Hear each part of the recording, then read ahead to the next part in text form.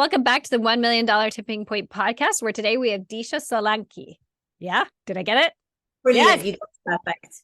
Nice. All right. Disha is a 7-figure growth strategist who empowers women to create more intentional and strategic decisions that will transform their businesses without losing sight of the people they love or the values they hold dear.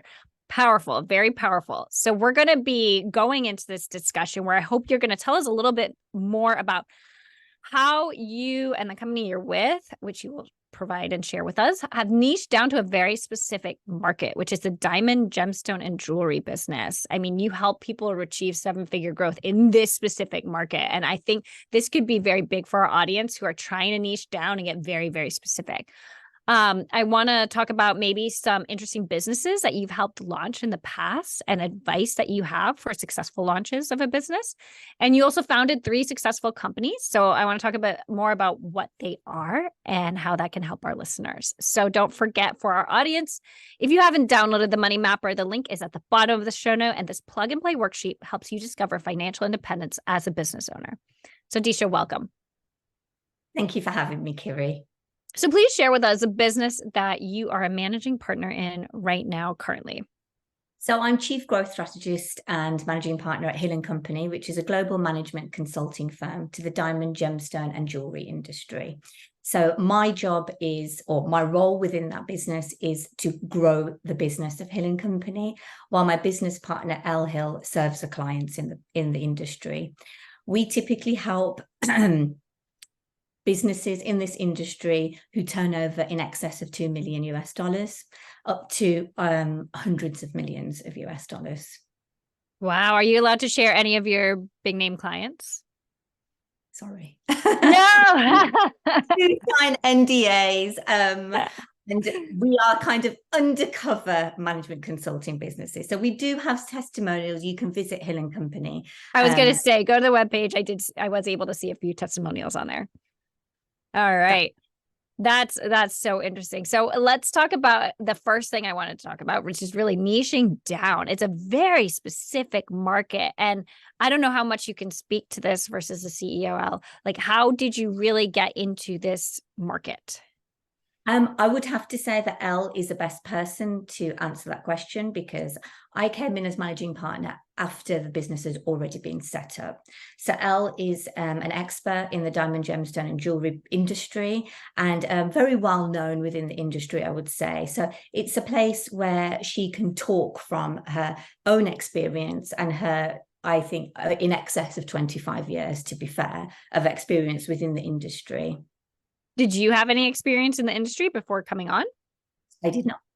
Elle and I met online, I would have to say, and we have a very interesting story in terms of, we connected with each other because Elle was part of my business strategy calls, and eventually we became really great partners together. Elle and I came together because she has this saying of, I'm always looking for someone, a Serena, to play tennis with. And she very kindly said, you're my Serena and I want to play tennis with you. And I'm the person who had been working for myself for a long time. I own my own businesses. I don't work for anyone. I wasn't for sale. And she knew that. And we came to a deal where we were like, maybe being partners in business would be the best thing for us. And actually it's worked out brilliantly. I would say that we're the perfect combination together. She's everything that I'm not, and I would like to say that I'm everything that she's not. So we complement each other really well. Let's get into that a little bit, because I have had people on the show whose business partnerships have gone up in flames. And I think what makes a little bit of a difference in this one is that Elle sounds like she pulled you in and said, come on, be my Serena, play tennis with me. And she already had the business set up, whereas a lot of the people I interview go in and start the business together as business partners. But what advice do you have to make a business partnership work and play to the best of your strengths? What I would say is, and this worked really well with Elle and I, is always have a little run-in period. Can you actually work together as partners in business? What's your ideology? Where do you meet and always agree, and where do you disagree? Elle and I, in all fairness, we always agree on the big things in business. So we may disagree on the little minor points, but that's more to do with our personalities and the way that we view the world and the way that we view business. And I never see as a negative. She just sees the other side of what I'm not seeing, and having that mutual respect of not feeling like there's always traction between you. So I understand if Elle disagrees with me, she's got reasoning for it, and we'll uncover it and we'll work it through together, and the same vice versa as well. And maybe, to be fair, lots of decisions, maybe they're not worth going with.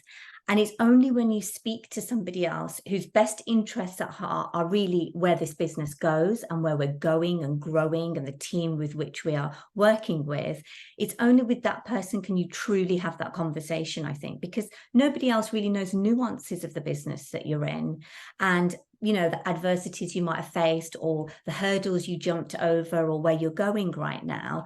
So it's implicit that you have each other's backs, and trust each other. And I think friendship has got has a big part to play in that. Do you ever worry about your friendship when you disagree? It sounds like no, because you come from a place of respect.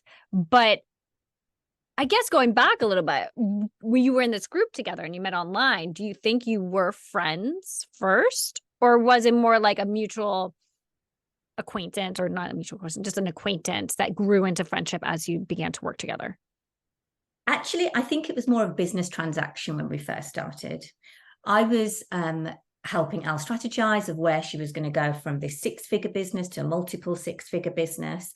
And our relationship grew over time. And I think it got stronger over time as our ethos together, and my best interest was always Elle and her business. And I always knew that she would always want to grow her business. So we had that commonality there. And the friendship, I always think friendship grows over time. And the way that we did it, I do actually think was the best way, because we're not afraid of telling each other what we think. And sometimes if you're friends first, you're so worried about hurting that person's feelings, or they're not going to talk to me again. We don't have any of that. I know she could blow up tomorrow or yesterday, and I'll still be here, because at the end of the day, we're family. And I think, like, if you have children, you know what, they had a moment. It was a moment. It was just one moment in time. It will pass, and it will all come round again, and the world will be right again, and you'll get to the other end of it and think, what was all that about? And normally it's not about anything huge or something we disagree on hugely. So we are very lucky that we have a great partnership, and we have a very strong partnership as well. What is the actual difference for our audience that might not know? You're the managing partner, Elle is the CEO. Does that mean she owns the majority of the partnership? She makes the final decisions. It's her company. How would you explain the difference in titles for our audience who might not completely see the difference? To your point about decisions, generally we make decisions together. Of course, we both have our own independence, and I will go off and make a decision, and I'll make one. What's the worst that can happen? It doesn't work out. It's okay. We didn't lose anything in the big scheme of life, right?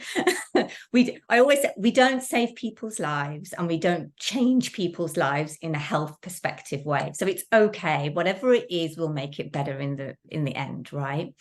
Elle is the face of Hill & Company, and she set this business up as CEO, right? And she's in charge of moving our clients forward, and the new kinds of new clients that we will bring into the business. I'm in charge of growing Hill & Company, and where do we go as a management consulting business from where we are to where we're heading, and that's my role.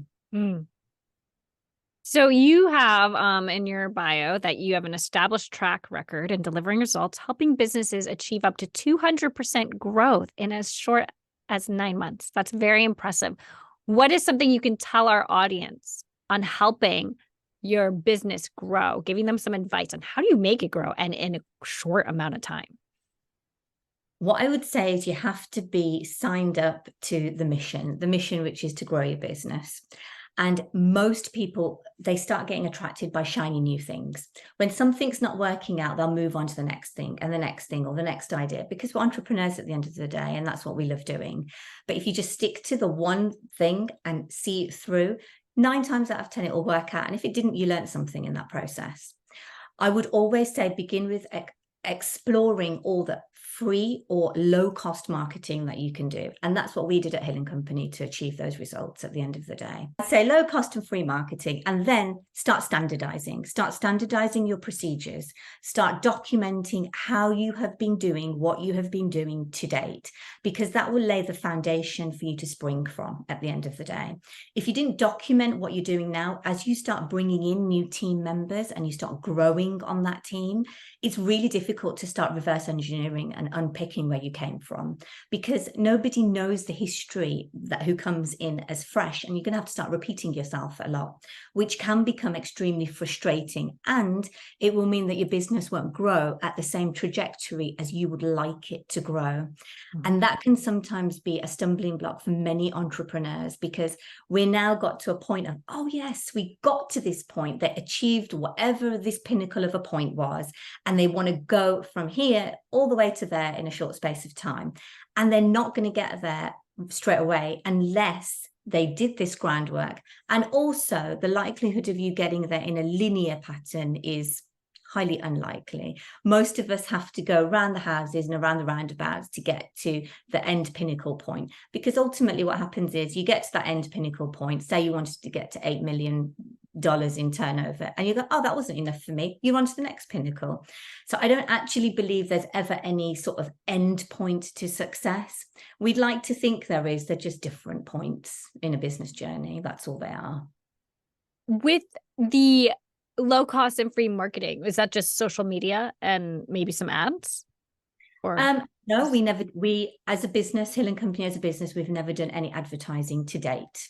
We will queue it up for next year, but we haven't today. So email marketing, social media, video content, newsletters, turning up and meeting in person, real life connections, all of those things is what we have exhausted to date. And then we will queue up how to elevate ourselves from there in the next year or two as well. Okay. I was more asking for your clients, but I guess that answers it too, because you probably tell them the same thing, right? Yeah. All right. So let's talk. Facing, though, I must stress that I'm not client facing, right? No, I know. Yes, got that. Let's talk about how you got into this position. You had founded 3 successful companies. What were they? So I bought a franchise, an executive recruitment franchise, when I first started out.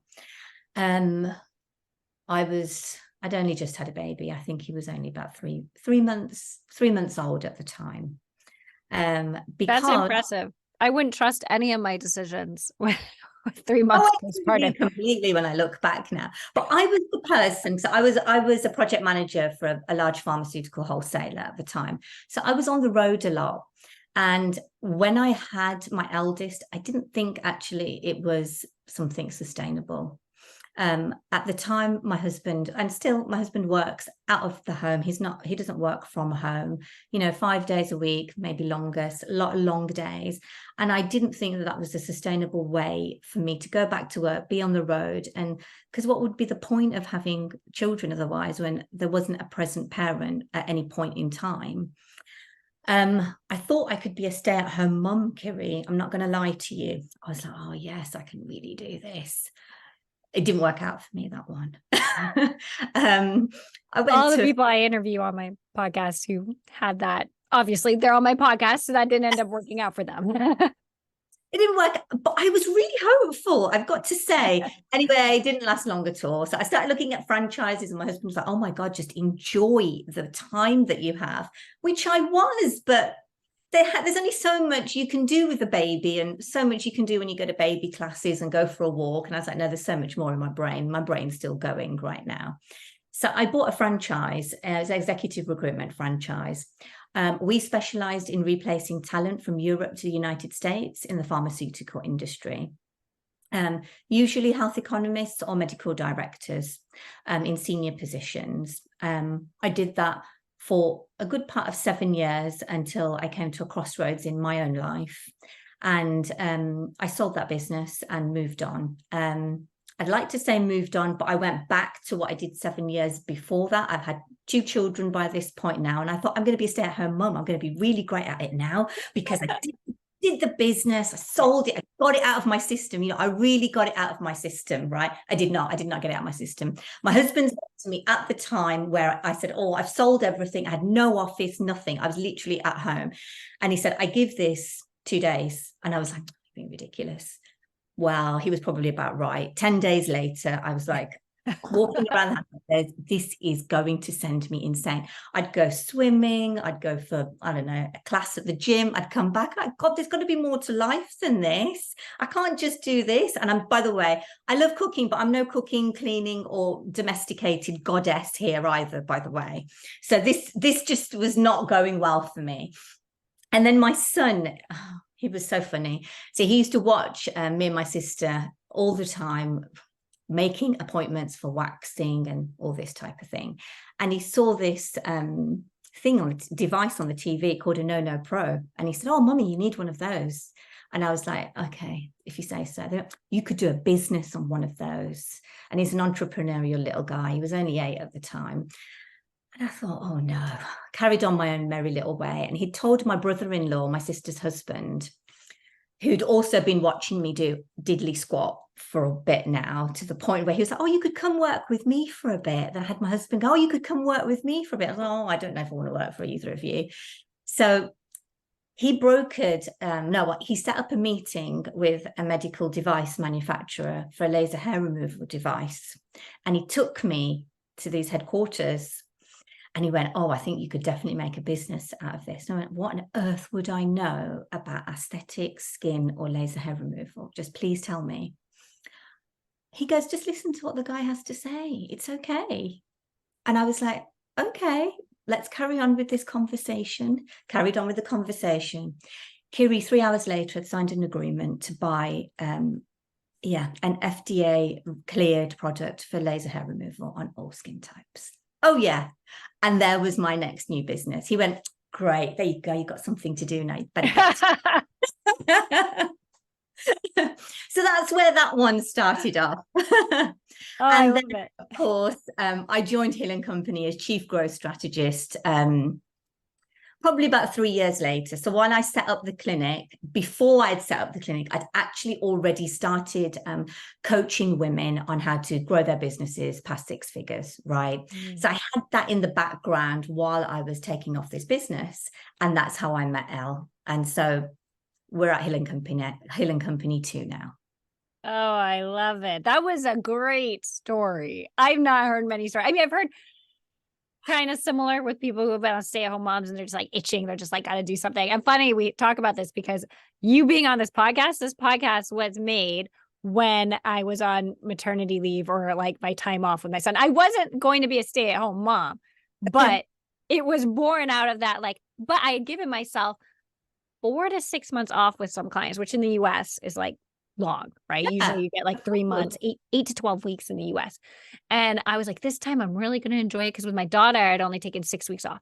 So I said, with my son, I'm going to do 4 to 6 months. I'm going to enjoy it. I'm going to take my time. It's going to be wonderful. And sure enough, by 2.5, 3 months, I was like, yeah. That was like what it felt like inside. That's right, because you'd sold yourself fairy tales in this whole process, right? It was all going to work out beautifully and you were really going to enjoy it and you're going to teach your little one so many things. Yeah, I got that one too. And I realized actually that I don't like cooking with my kids when they were young because there's flour everywhere. You bake, nobody wants to clean up. So basically it's all down to you. And I was like, no, there's got to be more to life than this. I know there's something in us that's just kind of itching to get out, just clawing. It's like, I need to have that focus that I don't know what it is, but that something to focus on. Yourself, right? I think it is. I think that's what it is. Yeah. I love it. Okay. So talk to me a little bit. How do you think your leadership has changed over the years? We're shifting gears here a bit, but you've had, you're in 3 successful businesses. You've obviously had people working for you, and with you. How do you think you've grown as a leader? When you first start out in business, I think you always make the mistake, and not just me, probably everybody, that you have to know everything, you have to be in control of everything, and you need to know every small moving part. I mean, there was a time where I knew everything about IT setup, how it, what plug goes into what. I knew everything, and I am no IT geek by any stretch of the imagination, right? And it's having the ability to let go and understand that you're not always best placed to do everything. Yes, we have the best intentions. Most entrepreneurs have a growth mindset, and we can learn so much at any one point in time. I mean, maybe I probably convinced myself at one point there's absolutely nothing that I couldn't learn, but that's besides the point, because I was never going to learn anything to a really high level of expertise, right? And over the course of the last 16 years, I would say I now ask myself the question very regularly, am I best placed to be doing this role, this job, whatever it might be? Who could I call on? And if I can't afford it right now, at what point can I afford it, and justify it so that that human being can come in, or that piece of technology, or whatever it might be, so that someone else can do the job better than me? And learning. And what advice do you think for people? What advice do you have for people who are hiring, and what are some challenges you've had? I would say there was a time where I didn't listen to my gut feeling. And actually, there's a lot to be said for a gut feeling and little nuances in people's personality, tonality, work ethic, all of those things. Someone can look really great on a piece of paper. They could have the best resume, CV, I think maybe you call it, say, resume in the United States. But it doesn't mean that they're going to be great at their day job, or put 100% effort in, or anything like that. So as time has gone on, I realized that those social and soft skills, and someone with a growth mindset, even if they can't 100% or even 80% do the job, if they have the work ethic where they're willing to try and give it a go, I would always say go with it. Your gut feeling has a lot to say. And in my experience, I wouldn't say you base everything on your gut feeling, but you should put it in there somewhere if you're not having a good one. This is very applicable to me right now as I'm looking at expanding my team and working on things and having to make decisions. And that gut feeling, that's what I tell a lot of people. A lot of people on the podcast say that too. Like, don't ignore that gut feeling, because when you have that bad gut feeling, that's the one that you got to be wary of, that bad gut feeling, because then sometimes it's just a niggle, to be fair, Kiri. It's just like a little niggle. So you've done all the process, right? You've got references, you've spoken to their referees, you've got everything in front of you, but something still doesn't gel for you. And maybe that person just isn't the right fit for you in your business. That's all it is. They'll go on and they'll find something else. And that can happen even when someone begins with you as well, right? You'll very quickly begin to realize whether they're a good fit or they're not. And helping that person come out of your business and into the right business, I always think is really important too. So then it's a win-win for both of you. I like that. And I think it's so important to think about that growth mindset too, if they have that, because skills can be taught. If they're willing to learn and put in that effort, skills can be taught and they can grow. So talk to us a little bit about not only when you were coaching people to grow to 7 figures now and before, and your own businesses, what do you think is one of the most important action items that people need to take to grow their business? I would say take time out and have thinking time. Take time out and have thinking time? Is that what you said? Yeah. Oh, interesting. Most business leaders don't do that, especially women, because we have so many responsibilities, especially if you're a primary caregiver as well as working. And taking that 10-15 minutes out feels too much. Sometimes I'll say, let's start with 15 minutes a week, and they can't find 15 minutes a week. And because just that 15 minutes of sitting and thinking about your business will probably mean that you'll solve a lot of problems by yourself if you're experiencing a high problem phase, or you will know and you will clearly be able to see the path in which your business is going to go and grow. So thinking time is really important. I would say critical to business growth. What do you say to people who struggle with mindset and the growth, and when they're growing to 7 figures and they seem to have like some kind of block with their mindset? I would always say just stop and look at where you've come to. Most blocks in mindset happen when you're looking very successful. You look like you're turning over a lot of money, but inside the business, you're the only person who knows what the cost expenses are with that business and the troubles that you're having growing. And I would always say, just stop and take a minute and look at where you were and where you are now, and then break down each problem into small manageable steps. And I really mean really tiny manageable steps, because as women and or entrepreneurs generally, we're guilty of setting really big goals for ourselves. And most of the time they're unachievable in the time frame in which we would like to have them done. But because the goal is so big, you forget about the small steps. So I always say it's a cumulative effect, right? Take tiny little steps and you will get to where you want to be. But taking that one huge step will feel overwhelming and daunting, and you'll never make the time for it. If I said to you, break that down into, 50 steps, you'll probably be able to do each step every day or every week. And at the end of the year, you'll be like, oh, look at all the progress you made. Whereas making big goals for a quarter and not ever breaking them down and then assigning it to someone. So if you're not responsible for those small steps, who is responsible for them? I love the idea of this big goal and 50 steps, because that's like 1 a week, which is totally doable. Totally doable. I love that advice. And I can totally relate right now. I am working on building a course and putting it into a platform. And when I think about the course, it just gets overwhelming.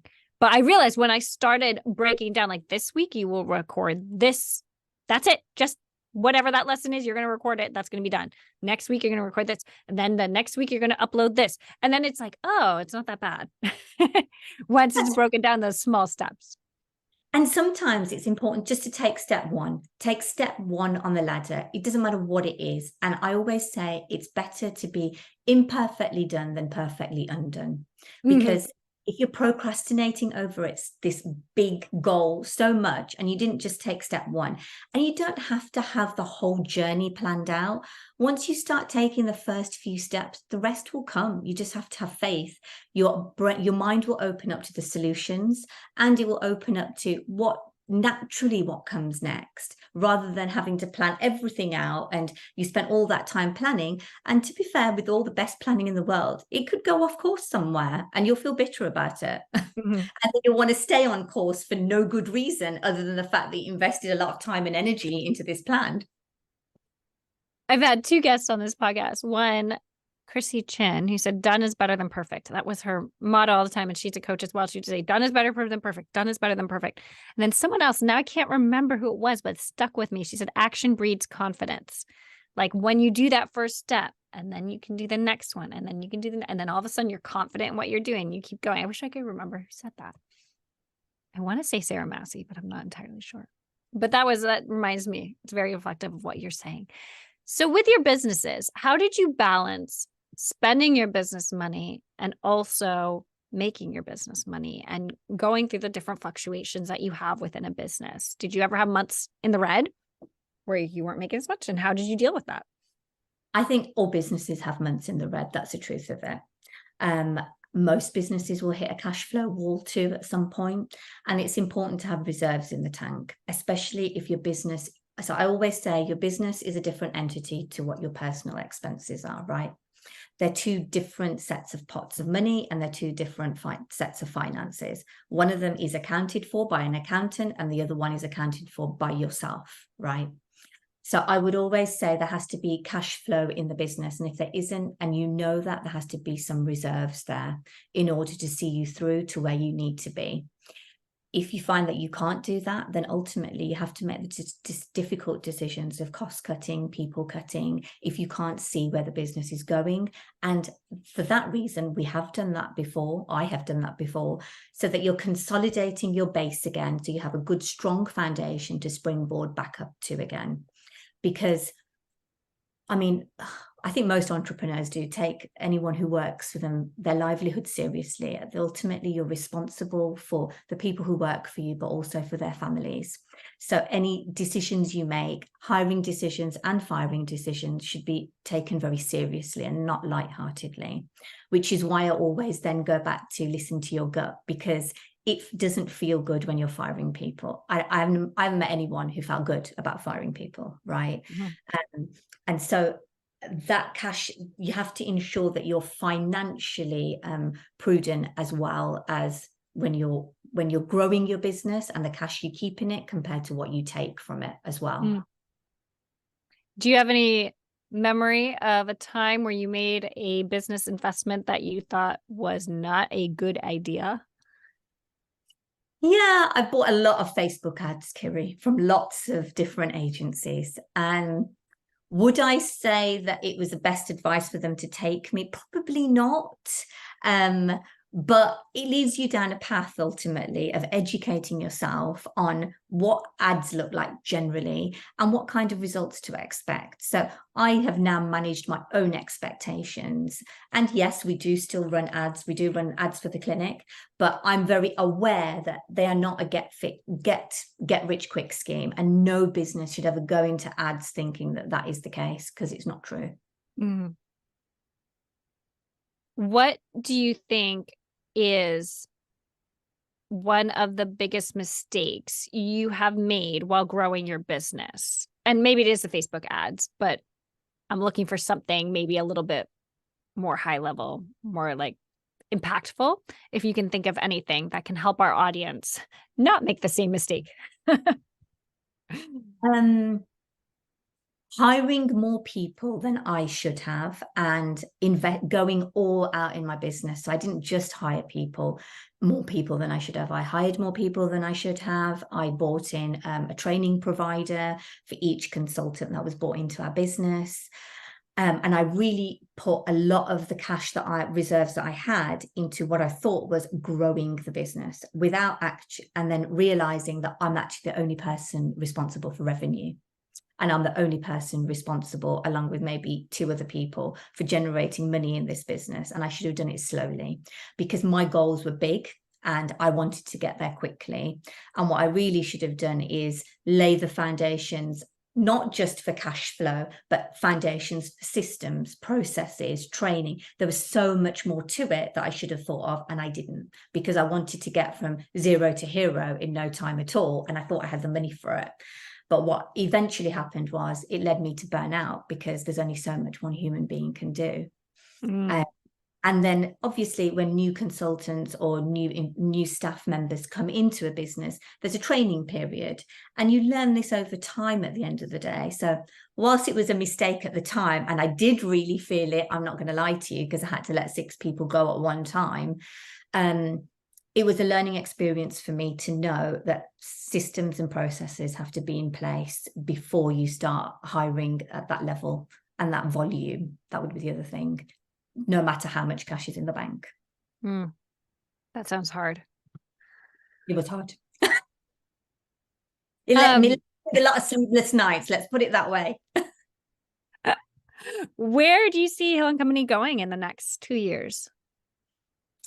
We're going to some amazing places in the next 2 years. We hope to serve even more clients than we do today. And we do have many exciting partnerships in the pipeline, which I'm not at liberty to say today, but they're really exciting.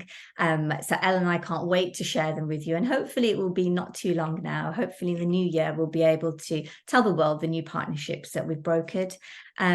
So that's really exciting for us. So is your clinic still running without you? It is, or with you, I guess. So how do you manage that time? So it's with me. So I'm the strategist for both businesses. I don't work I don't work with patients, and I don't work with clients. So I manage my time between the 2 of them. days, hours, as and when. I'm quite flexible. I'm an easygoing kind of person. So whatever comes, I've planned my day. If a fire needs putting out, I'll come help put it out wherever it is. Why have you decided to continue with the clinic and not just stay with Hill and Company? So this is something I want to ask for our audience who have multiple passions and like having more than one business going. Like, how did you make that decision? Like, I'm going to continue with both as opposed to just focusing on one. I'm a multi-passionate entrepreneur, and it keeps me fresh, it keeps me alive. And I like the business of being in business. It's not a particular business that I have an affinity to. I love being in business, making a difference and growing those businesses ultimately. And that's where my true passion and interest lies. So no, I didn't give it up because I'd like a portfolio of businesses, and I'd like to be an investor like many people are. So I'm keeping it, and I'm going to continue to start gathering more in my portfolio. What advice do you have for women who want to be in a similar position as you, where they're more of the strategists for both and not in the weeds and the management of every single day within those businesses? I go back to who is best placed to do these jobs every single time. Every time you think it, who is best placed to do this? Am I the right person? And be honest with yourself. So I've had lots of strategy calls probably in the last 2 months, and that is a really difficult question. It's more of a difficult question than I ever anticipated anyone would ever think it was, because most entrepreneurs put their name next to nearly all of them. I am best placed to do everything. Until they're really honest with themselves, and you really uncover the honesty, it's really more a case of, I don't trust someone else to do those jobs more than am I best placed to do it? And they're two different questions. So what kind of advice do you have then for women at let's say a high level, if they're trying to grow their business and they keep hitting roadblocks? What should they watch out for, and what do you suggest? I think it depends what the roadblocks are. I won't lie to you. Are they personal? Are they business related? Are they people related? What are they? And then sit and spend some time to really analyze how the roadblocks came about and what can you do about it right now. And then what can you learn from the scenario that you're in now, so you don't make the same mistake again or go through the same roadblock again. Because inevitably, sometimes we don't make correlations between roadblocks. So we go, oh, we're always hitting a stumbling block. Oh, we're always hitting another stumbling block. But when you sit and really think about it, maybe all of those stumbling blocks have something in common. What was the commonality between them all? Was it something that you didn't do? Was it a system that's not in place? Was it a piece of technology that's not in place? What is it? What is the stumbling block, and what can be done to correct it so you learn from it and don't make that same mistake again? I think that the journey of being in business will always be full of roadblocks. You can't avoid it because you go through a continuous cycle of learning, especially if you're always wanting to level up. You get the problems that you have as a startup are very different to the problems you have when you become multi-six figure. Then they're different again when you get to 7 and then multiple 7 figures and then beyond. Every part of that journey will have roadblocks. They're just going to be different. And it's learning to manage the emotional highs and lows of that, and maybe just accepting. So I've come to a point where there is going to be another roadblock. So on our team, a lot of the ladies will say, because we're a predominantly lady-led team, apart from one lovely gentleman at Hill and Company. And, they always say, oh, it's calm right now. Like, there's a storm coming. We just have to head for it. It's coming. We're just not there yet. And it's okay. When it comes, we'll get through it, and we'll get through it together, and we'll learn lots from it. And hopefully you enjoy those moments of calm.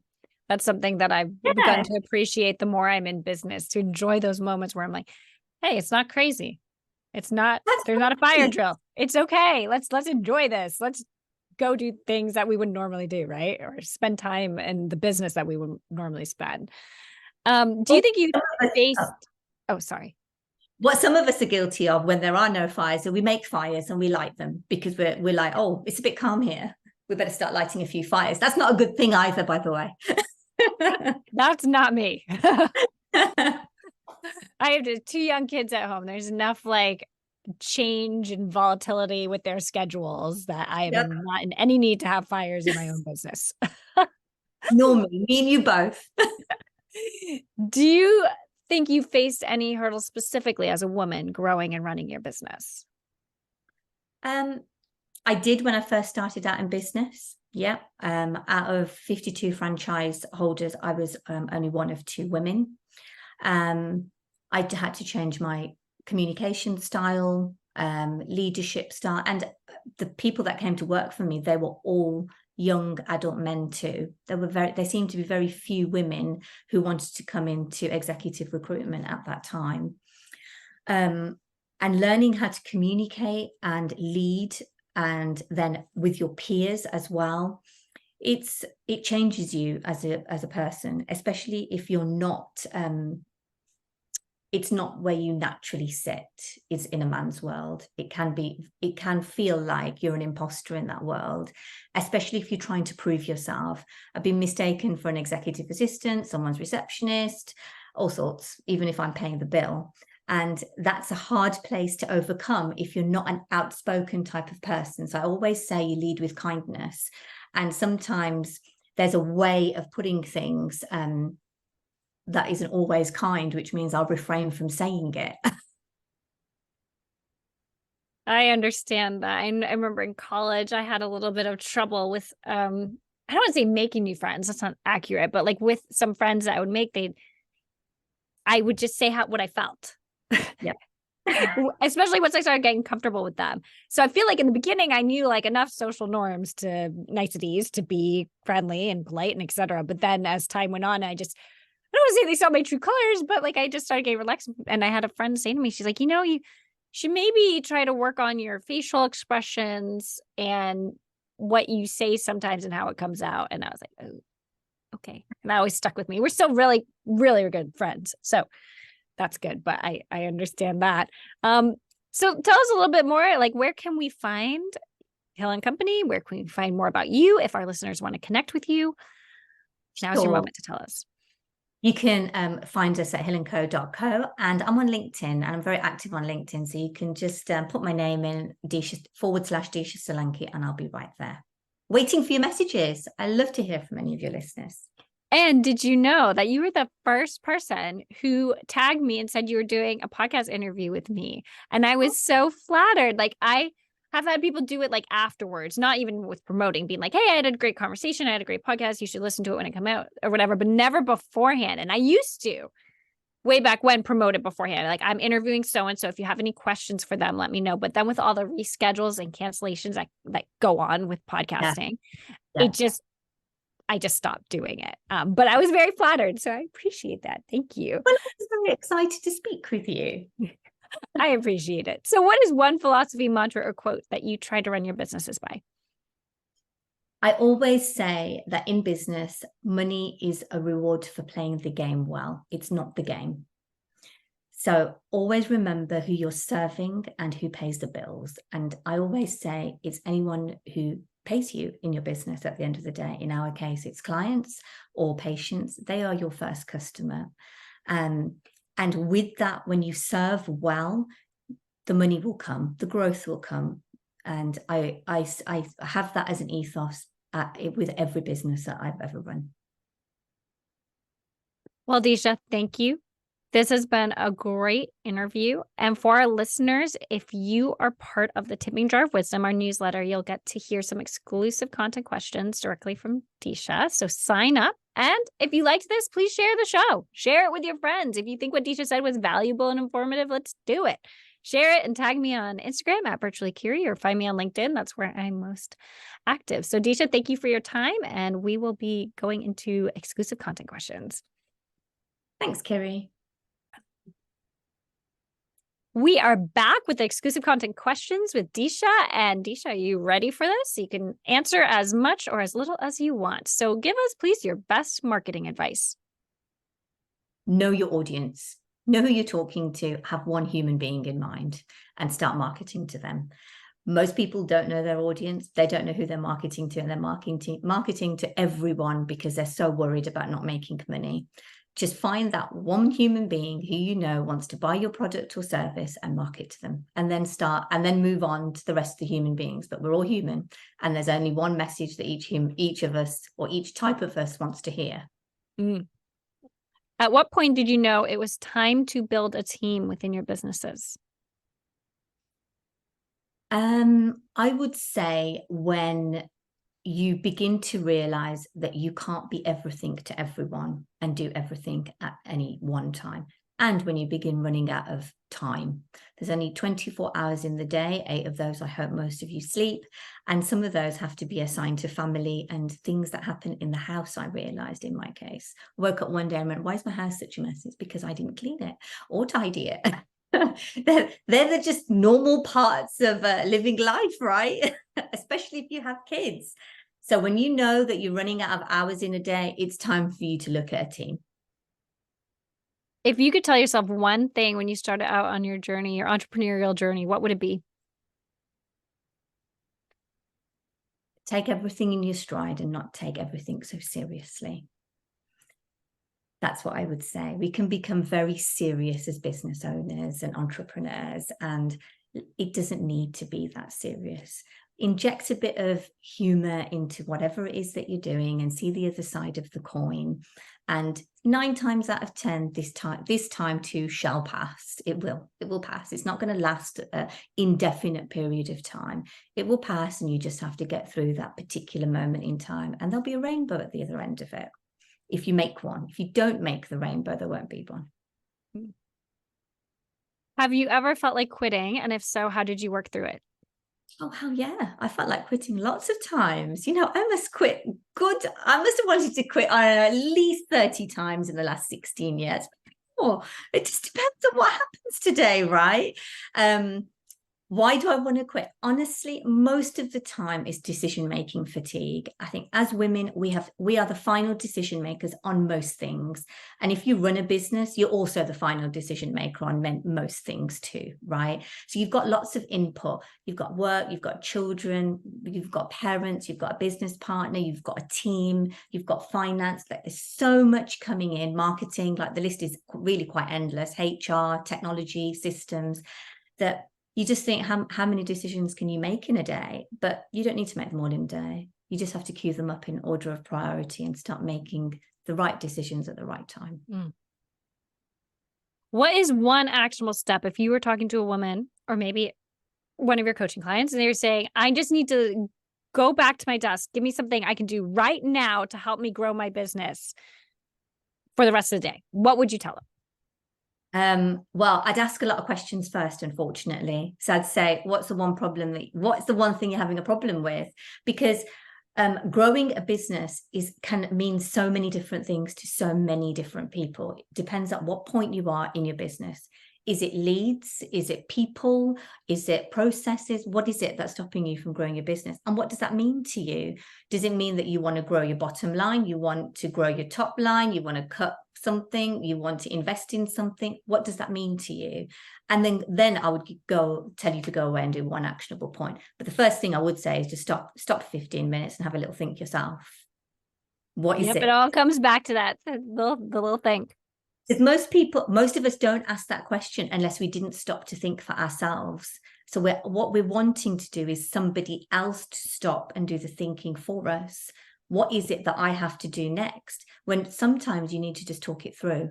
You just need to talk it through, and the next step will become evident. Well, thank you, Disha. You have provided such invaluable advice for our listeners, and I appreciate you being on the show and helping out. Thank you, Kiri, and it's been a pleasure to speak to you as well.